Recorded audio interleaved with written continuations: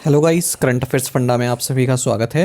मैं हूं आपके साथ अभिषेक शर्मा और आज के इस वीडियो सेशन में हम 7 जनवरी तक के सभी इंपॉर्टेंट करंट अफेयर्स कवर करने वाले हैं। हमेशा की तरह आप इस वीडियो को अंत तक जरूर देखिएगा। आज भी आपको काफ़ी कुछ जानने के लिए मिलेगा। सेशन की शुरुआत करने से पहले आप सभी को बताना चाहूँगा, यदि आप हमारे daily current affairs PDF, weekly PDF, monthly PDF और हर महीने के banking and economic awareness PDF चाहते हैं तो करंट अफेयर्स फंडा का 1 ईयर मेंबरशिप प्लान आप ज्वाइन कर सकते हैं, जिसका लिंक आपको वीडियो के डिस्क्रिप्शन में या फिर फर्स्ट कमेंट में मिल जाएगा। आपको बता दें, इस 1 ईयर मेंबरशिप प्लान के तहत जितना भी हमारा पीडीएफ कंटेंट है वो हम आपको 1 साल तक के लिए प्रोवाइड कराते हैं, जिसे आप डाउनलोड कर सकते हैं, प्रिंट आउट भी निकलवा सकते हैं। इसके लिए चाहे तो आप करंट अफेयर्स फंडा ऐप को यूज़ कर सकते हैं या फिर अपने लैपटॉप या सिस्टम की मदद से वेब लॉगिन भी कर सकते हैं। कोई भी आपका एग्जाम हो, बैंकिंग, एसएससी, रेलवे या फिर स्टेट पीसीएस, जहाँ पर भी जनरल अवेयरनेस या करंट अफेयर्स पूछे जाते हैं, सभी एग्जाम्स के लिए हमारा पीडीएफ कंटेंट काफ़ी यूज़फुल है। इसमें हम आपको कैटेगरी वाइज क्विज भी प्रोवाइड कराते हैं। तो एक बार अगर आपने हमारे करंट अफेयर्स पढ़ लिए, उनके बाद इन क्विज को अटैम्प्ट किया, तो यकीन मानिए आपका करंट अफेयर्स सेक्शन काफ़ी स्ट्रॉन्ग हो जाएगा, काफ़ी अच्छा आप स्कोर कर पाएंगे अपने आने वाले एग्जाम में।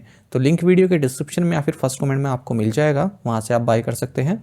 साथ ही आपको बता दें, बैंकिंग अवेयरनेस का कंप्लीट कोर्स हमारी करंट अफेयर्स फंडा ऐप पर अवेलेबल है। टोटल 30 वीडियो लेक्चर्स और 30 पीडीएफ के माध्यम से complete banking awareness plus Indian economy के की कंसेप्ट्स प्लस इंश्योरेंस, हमने सब कुछ एक ही कोर्स में कवर कराया है। इसे आप करंट अफेयर्स फंडा ऐप पर जाकर बाय कर सकते हैं। डेमो वीडियो लेक्चर्स या डेमो पीडीएफ्स देखना चाहते हैं, वो भी हमारी ऐप पर अवेलेबल है। उससे आपको एक आइडिया मिल जाएगा कि किस तरह का कंटेंट हम आपको प्रोवाइड करा रहे हैं। न केवल बैंकिंग मेंस एग्जाम, बल्कि अगर आप इंटरव्यू देते हैं, जैसे पीओ का इंटरव्यू दिया, आरबीआई में आपने इंटरव्यू दिया या फिर आपने किसी प्राइवेट बैंक में इंटरव्यू दिया, तो वहाँ पर जो बैंकिंग अवेयरनेस आपसे पूछा जाता है वो सब आपका इस कोर्स में कवर हो जाएगा। साथ ही एसएससी या फिर रेलवेज़ की आप तैयारी कर रहे हैं, वहाँ पर इंडियन इकोनॉमी से क्वेश्चन पूछे जाते हैं, तो इंडियन इकोनॉमी भी इसमें पढ़ाई गई है। जो भी इंपॉर्टेंट कंसेप्ट्स हैं, इंश्योरेंस भी इसमें कवर कराया गया है। तो ये कोर्स भी आप बाय कर सकते हैं हमारी करंट अफेयर्स फंडा ऐप पर जाकर। 1 साल की वैलिडिटी है इन दोनों ही कोर्सेज़ की, जो हमारा करंट अफेयर्स ईयरली पैकेज है और जो बैंकिंग अवेयरनेस है, दोनों अलग अलग कोर्स हैं और 1 साल की वैलिडिटी है, जिसमें आप कंप्लीट मटेरियल डाउनलोड कर पाएंगे, प्रिंट आउट भी निकलवा पाएंगे। कोई भी जानकारी चाहते हैं हमारे किसी भी कोर्स से संबंधित, तो हमारा कस्टमर केयर नंबर है 8448169188। इस पर कॉल करें या फिर व्हाट्सएप करके भी जानकारी आप प्राप्त कर सकते हैं। तो बिना किसी देरी के करते हैं शुरुआत इस वीडियो सेशन की। हमेशा की तरह क्वेश्चन ऑफ द डे देख लेते हैं। इसका आंसर आपको भी कमेंट बॉक्स में करना होता है। पूछ रहे हैं कि जयप्रकाश नारायण हवाई अड्डा कहाँ है? Where is Jayaprakash Narayan airport? Options हैं बिहार, सिक्किम, मिजोरम या फिर उत्तर प्रदेश। तो जल्दी से आप आंसर कर दीजिए, फिर हम आगे बढ़ते हैं। और इसी तरह के क्वेश्चन यदि आप प्रैक्टिस करना चाहते हैं तो मैं टेलीग्राम पर जरूर ज्वाइन करें। करंट अफेयर्स फंड नाम से हमारा टेलीग्राम चैनल है। देखिए, एग्जाम में क्या है ना, इंटरनेशनल एयरपोर्ट्स तो हम सब जानते ही हैं, उनकी संख्या इतनी नहीं है तो वो याद हो जाते हैं, पर जो लोकल या फिर इंट्रा स्टेट हैं, ठीक है, वो ज़्यादा पूछे जाते हैं। इंटर स्टेट, माफ़ कीजिएगा, जो इंटर स्टेट हवाई अड्डे हैं, ठीक है, वो पूछे जाते हैं, जिन्हें आप लोकल एयरपोर्ट कहते हैं, जो इंटरनेशनल नहीं है। तो उसकी प्रैक्टिस मैं आपको इस क्वेश्चन ऑफ द डे के माध्यम से करा रहा हूँ। Who has been appointed as the Director General of the Directorates General of Civil Aviation (DGCA)? नागरिक उड्डयन महानिदेशालय के महानिदेशक के रूप में किसे नियुक्त किया गया है? ऑप्शंस आपके सामने हैं। सही आंसर ऑप्शन सी है, फैज़ अहमद किदवई। देखिए, गवर्नमेंट ऑफ इंडिया ने फैज़ अहमद किदवई को डायरेक्टर जनरल नियुक्त किया है, director general of civil aviation का। ये फिलहाल एडिशनल सेक्रेटरी हैं department of agriculture and farmers welfare में। साथ ही आशुतोष अग्निहोत्री को चेयरमैन एंड मैनेजिंग डायरेक्टर बनाया गया है फूड कॉर्पोरेशन ऑफ इंडिया का। ये फिलहाल एडिशनल सेक्रेटरी हैं department of home, ministry of home affairs में। आकाश त्रिपाठी, जो अब तक सीईओ रहे MyGov, ministry of electronics and information technology के, इन्हें एडिशनल सेक्रेटरी बनाया गया है मिनिस्ट्री ऑफ पावर में। Which state was ranked as an achiever in the coastal group in the logistics ease across different states 2024 report? Logistics ease across different states 2024 report में तटीय समूह में किस राज्य को अचीवर के रूप में स्थान दिया गया है? ऑप्शंस आपके सामने हैं। सही आंसर ऑप्शन सी है, Orissa. Union minister of commerce and industry Piyush Goyal, इन्होंने 6th एडिशन लॉन्च किया है logistics ease across different states 2024, जिसे आप लीड्स कहते हैं। लॉजिस्टिक्स समझ रहे हैं आप, जैसे सामान की आवाजाही होती है, सामान या माल की जो ट्रांसपोर्ट होता है, तो कहाँ पर सबसे आसानी से आप जा सकते हैं। तो 4 पिलर्स पर ये आधारित है, logistic infrastructure, logistics services, operating and regulatory environment and newly introduced sustainable logistic, मतलब सस्टेनेबल लॉजिस्टिक पिलर है, ये नया इंट्रोड्यूस किया गया है। परफॉर्मेंस देख लेते हैं अलग अलग राज्यों की। कोस्टल ग्रुप में देखें तो अचीवर्स हैं गुजरात, कर्नाटक, महाराष्ट्र, उड़ीसा और तमिलनाडु। हमारा आंसर उड़ीसा रहा था। फास्ट मूवर्स में आंध्र प्रदेश और गोवा हैं। एस्पायरर्स में केरल और वेस्ट बंगाल हैं। लैंडलॉक्ड ग्रुप में अगर हम देखें तो अचीवर्स में हरियाणा, तेलंगाना, उत्तर प्रदेश और उत्तराखंड हैं। फास्ट मूवर्स में बिहार, हिमाचल प्रदेश, मध्य प्रदेश, पंजाब और राजस्थान है। एस्पायरर्स में छत्तीसगढ़ और झारखंड है। अब यहाँ से क्वेश्चन इस तरह से पूछ लेते हैं, आपसे पूछ लेंगे कि लैंडलॉक्ड ग्रुप में अचीवर्स में कौन सा एक राज्य नहीं है, तो हरियाणा, तेलंगाना, उत्तर प्रदेश और उसके बाद आपको एक ऑप्शन मध्य प्रदेश भी दे देंगे। तो मध्य प्रदेश आपका आंसर जो है वो राइट होगा। राइट मतलब वो रॉन्ग है, ठीक है, नहीं पूछा है ना, तो आप मध्य प्रदेश पर टिक करेंगे क्योंकि मध्य प्रदेश तो फास्ट मूवर्स में है। नॉर्थ ईस्टर्न ग्रुप में देखें तो अचीवर्स में आते हैं आसाम, अरुणाचल प्रदेश। फास्ट मूवर्स में आते हैं मेघालय, मिजोरम, नागालैंड, सिक्किम और त्रिपुरा। एस्पायरर्स में आते हैं मणिपुर। यूनियन टेरिटरीज की बात करते हैं तो अचीवर्स में चंडीगढ़ और दिल्ली हैं। फास्ट मूवर्स में Dadra and Nagar Haveli and Daman and Diu, Jammu and Kashmir, Lakshadweep and Puducherry है। एस्पायरर्स में अंडमान एंड निकोबार आइलैंड्स और लद्दाख आते हैं। Which of the following is India's most profitable company, निम्नलिखित में से कौन सी भारत की सबसे अधिक लाभदायक कंपनी है? ऑप्शंस आपके सामने हैं। सही आंसर ऑप्शन डी है, रिलायंस इंडस्ट्रीज लिमिटेड।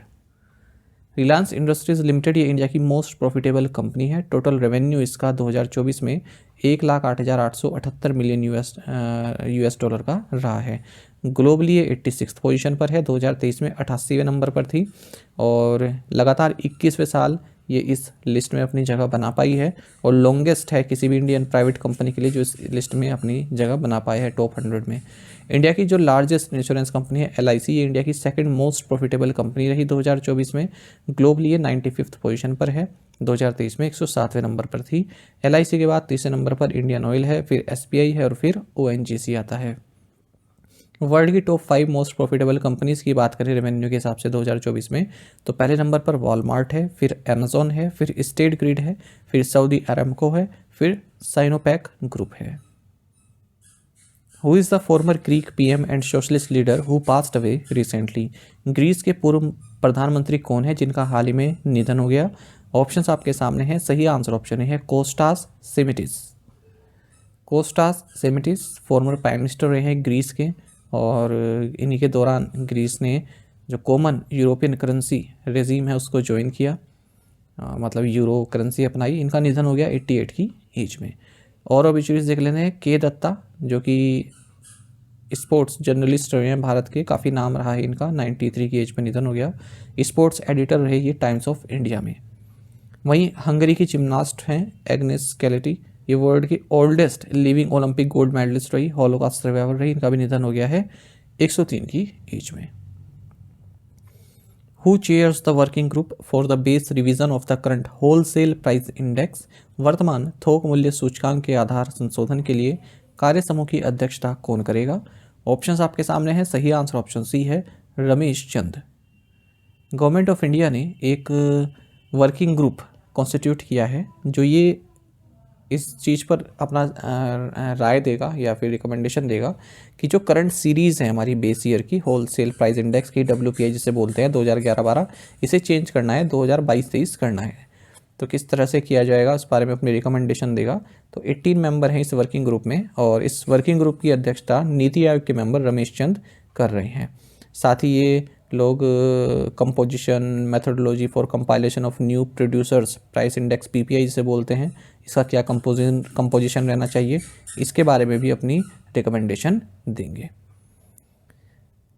अच्छा, ये अपनी फाइनल रिपोर्ट सौंपेंगे office of the economic adviser in the commerce and industry ministry में और 18 मंथ के अंदर अंदर, यानी कि 30 जून 2026 इनकी डेडलाइन है। Which bank has launch the Har Ghar Lakhpati scheme, किस बैंक ने हर घर लखपति योजना शुरू की है? ऑप्शंस आपके सामने हैं। सही आंसर ऑप्शन डी है स्टेट बैंक ऑफ इंडिया। तो डिपॉजिट अट्रैक्ट करने के लिए स्टेट बैंक ऑफ इंडिया ने 2 नई डिपॉजिट स्कीम्स लॉन्च की हैं। एक तो है हर घर लखपति, दूसरी है SBI पैट्रॉन्स। तो हर घर लखपति एक pre calculated recurring deposit scheme है और इसके तहत जो कस्टमर्स हैं वो 1 लाख इसके मल्टीपल्स में एक्यूमुलेट कर सकते हैं राशि। और बैंक ने साथ ही SBI पैट्रॉन्स भी लॉन्च किए हैं, जो कि एक स्पेशलाइज्ड टर्म डिपॉजिट स्कीम है सीनियर सिटीजन्स के लिए जिनकी एज 80 साल या उससे ऊपर की है। SBI चेयरमैन CS शेट्टी हैं, आप सभी जानते हैं। Which bank has received RBI approval to acquire up to 9.50% stake in Kotak Mahindra Bank, AU Small Finance Bank and Capital Small Finance Bank? किस बैंक को Kotak Mahindra bank, AU small finance bank और capital small finance bank में 9.50% हिस्सेदारी हासिल करने के लिए RBI की मंजूरी मिल गई है? ऑप्शंस आपके सामने हैं। सही आंसर ऑप्शन सी है, HDFC बैंक। RBI ने HDFC बैंक ग्रुप को अप्रूवल दे दिया है कि ये 9.50% तक एग्रीगेट होल्डिंग प्राप्त कर सकता है कोटक महिंद्रा बैंक में, AU स्मॉल फाइनेंस बैंक में, कैपिटल स्मॉल फाइनेंस बैंक में। हालांकि इसके लिए SBI को ये इंश्योर करना होगा कि जो इसकी ग्रुप एंटिटीज़ हैं, HDFC mutual fund, HDFC life insurance company, HDFC Ergo general insurance company, HDFC pension fund management limited, इन सब का मिलाकर जो परसेंटेज है वो 9.5% से ज़्यादा ना रहे इन सभी बैंक्स में। What was the total number of UPI transactions recorded in December 2024? दिसंबर 2024 में दर्ज किए गए UPI लेन देन की कुल संख्या कितनी थी? सही आंसर ऑप्शन बी है, 16.73 बिलियन। देखिए, यूनिफाइड पेमेंट्स इंटरफेस UPI के जो जरिए जो ट्रांजेक्शन्स हुई हैं दिसंबर में वो 16.73 बिलियन हुई हैं। 8% की ग्रोथ देखने के लिए मिली है अगर हम नवंबर से कंपेयर करें। ये कहा है national payments corporation of India ने अपने एक डेटा में।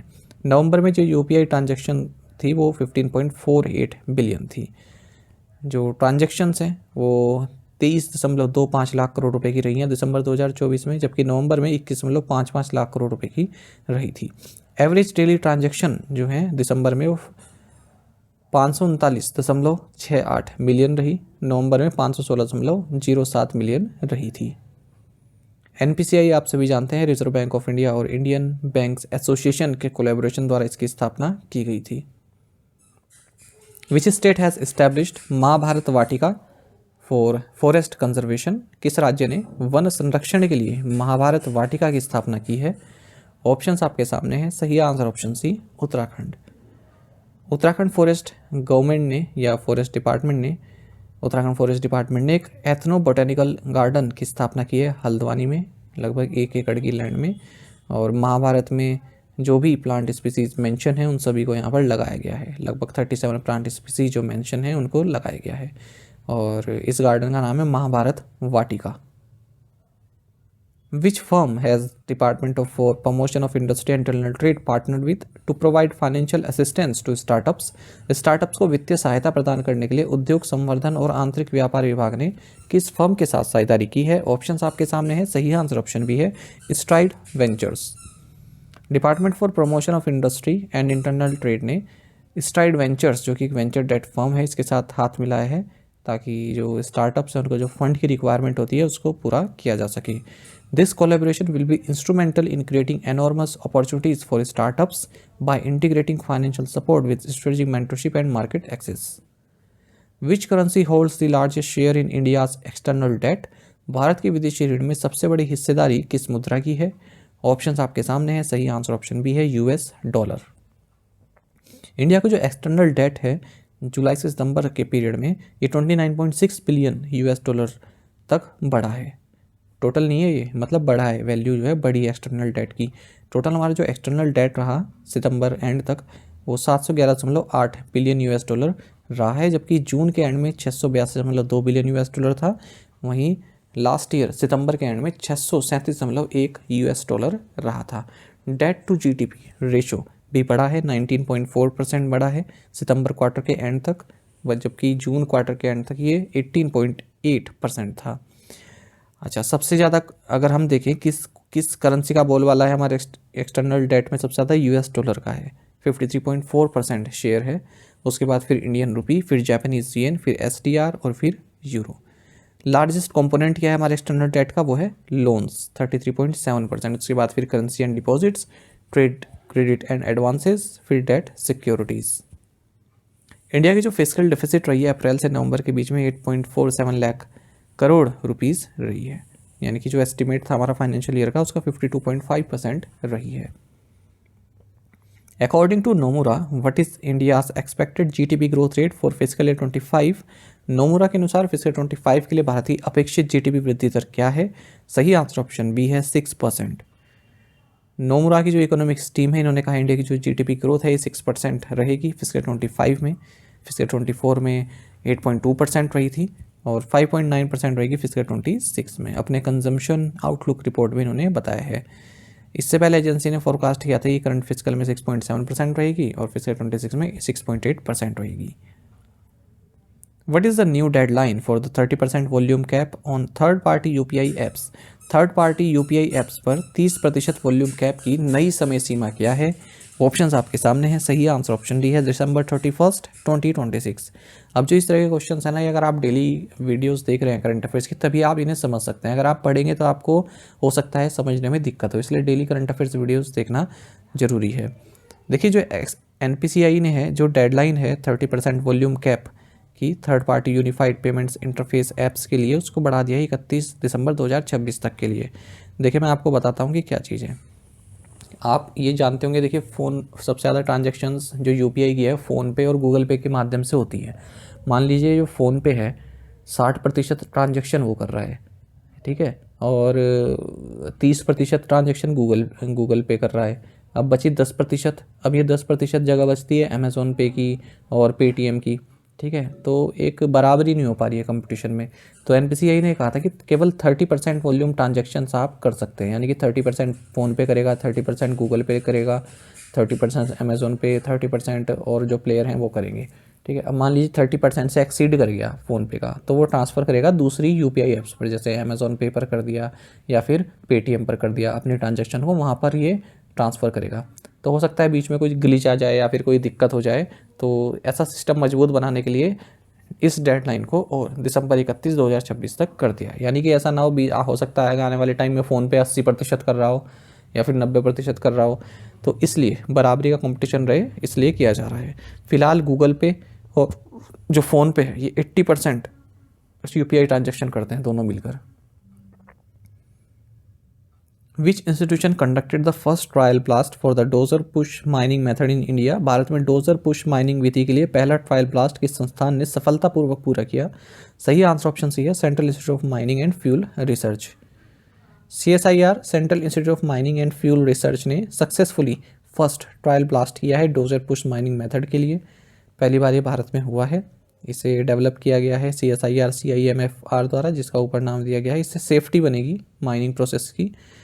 ये ट्रायल कंडक्ट किया गया PEKB Parsa east and Kanta बेसन कोल माइन, जिसे अडानी इंटरप्राइजेज लिमिटेड ओन करता है, अंबिकापुर छत्तीसगढ़ में है। How many public figures did US president Joe Biden recognise with the presidential medal of freedom? US राष्ट्रपति जो बाइडन ने कितने सार्वजनिक हस्तियों को प्रेसिडेंशियल मेडल ऑफ फ्रीडम से सम्मानित किया है? सही आंसर ऑप्शन बी है 19। US प्रेसिडेंट जो बाइडन ने 19 हस्तियों को, जो कि 19 हस्तियों को जो कि पॉलिटिक्स से आते हैं, एंटरटेनमेंट से आते हैं, स्पोर्ट्स से आते हैं, इन्हें सम्मानित किया है व्हाइट हाउस में प्रेसिडेंशियल मेडल ऑफ फ्रीडम से। कुछ अगर हम नाम देखें तो इसमें जॉर्ज सोरोस हैं, हिलरी क्लिंटन हैं, लायनल मेसी हैं, एरविन मैजिक जॉनसन हैं, फैशन डिज़ाइनर राल्फ लॉरेन हैं। प्रेसिडेंशियल मेडल ऑफ फ्रीडम की बात करें, यूनाइटेड स्टेट्स का हाईएस्ट सिविलियन ऑनर है और इसको क्रिएट किया गया था प्रेसिडेंट हैरी एस के द्वारा 1945 में। और सिक्योरिटी और national interest of United states, world peace, culture और अदर सिग्निफिकेंट पब्लिक और प्राइवेट एंडेवर्स, इन 3 क्षेत्र में कंट्रीब्यूशन के लिए ये दिया जाता है लोगों को। और इसमें एक वाइट स्टार होता है एक रेड पेंटागन के ऊपर, जिसे सराउंड करते हैं 5 गोल्ड ईगल्स। सेंटर में एक ब्लू सर्कल होता है, 13 गोल्ड स्टार्स इसमें होते हैं। टू द पॉइंट क्वेश्चंस और उनके आंसर देख लेते हैं। On which date was the 67th foundation day of DRDO observed? 1 जनवरी। Nimisha Priya, a nurse who is on death row in Yemen, hails from which Indian state? Kerala से आती हैं ये, पलक्कड़ डिस्ट्रिक्ट से। The toxic waste from the Union Carbide factory in Bhopal is shifted and disposed of in which town? Pithampur. Which Paralympic gold medalist has been named for the major Dhyanchand खेल Ratna award this year? Para high jumper Praveen Kumar. According to the union labour minister Mansukh Mandaviya, what is the rate of employment in the country in 2023-24? Answer is 3.2%। आप में से कई students ने बिल्कुल सही answer किया है। इसी तरह से पार्टिसिपेट करते रहिए। चलिए आज के असाइनमेंट क्वेश्चन देख लेते हैं। India's financial year runs from this month through March. Who is the author of bring it on the incredible story of my life, which country recently released 6,000 of its prisoners as part of its Independence Day, which vessel is used in Navika Sagar Parikrama 2nd, which is India's longest leg of global circumnavigation journey, which seed did India spot in space with the help of the PS4 orbital experimental module POM4 launched on December 30। इन पांचों questions के answer आप comment box में दीजिएगा। यदि एक question का answer भी आपको आता है तो भी आप हमें कमेंट बॉक्स में अवश्य बता सकते हैं। ज़्यादा से ज़्यादा संख्या में पार्टिसिपेट करने की आप कोशिश किया कीजिए। साथ ही हमें टेलीग्राम पर जरूर ज्वाइन करें। करंट अफेयर्स फंडा नाम से हमारा टेलीग्राम चैनल है। Thank you guys.